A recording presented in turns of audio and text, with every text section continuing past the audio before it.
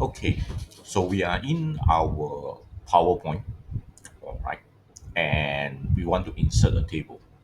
Uh, there's two ways to do it actually. One is you can change the layout. Anything that has the slide and content, there is a table section over here. See that? Insert a table, right, which you can just very quickly adjust yourself. How many rows you want, how many columns you want, and it will create one for you. Another way is to set the insert table over here, as you can see. All right. So you can actually do similar things like this. Okay, so I want a 4 by 2 table. All right, and you have it.